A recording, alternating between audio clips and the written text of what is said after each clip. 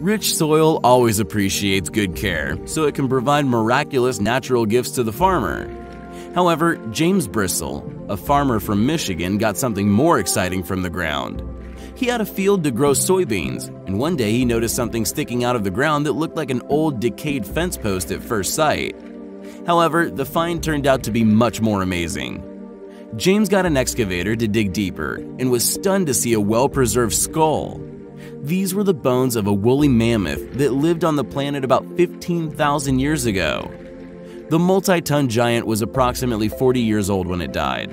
Archaeologists found most of the animal's skeleton, including the almost intact skull with tusks, though they did not find its limbs. Apparently, some hunters separated and took the limbs and put the mammoth's body in storage.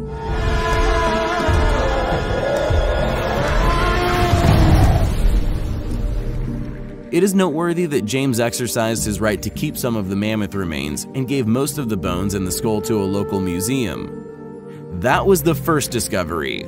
Let's see what's next.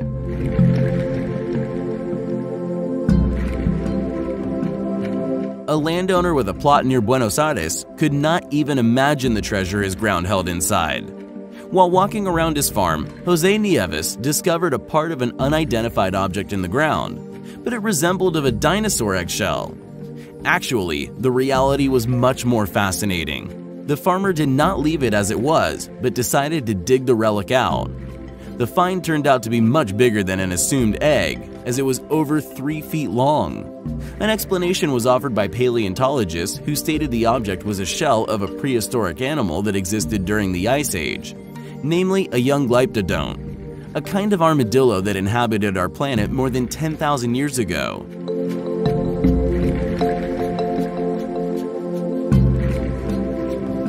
The discovery was unique, as the osseous structure was well preserved considering the time since the animal died. This find shows how amazing and mysterious nature is, as it stores numerous valuable puzzles of our past. A famous discovery was made by mere chance. In March 1974, a peasant from Jean went to the mountains to dig a well. To his surprise, he found many ceramic fragments sticking out of the ground instead of water when digging. This became one of the most significant archaeological finds of all time.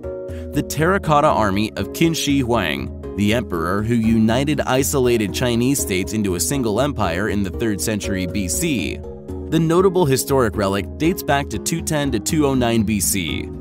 Each of 8,000 warriors is a full-size statue made of clay that weighs about 135 kilograms. The weight of each horse is 335 kilograms. The baked material was covered with a special organic substance and painted.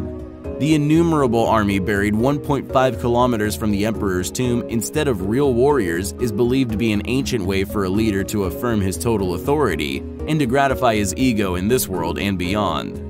More than 700,000 people worked for 38 years to build the Qin Shi Huang's mausoleum and create his terracotta army.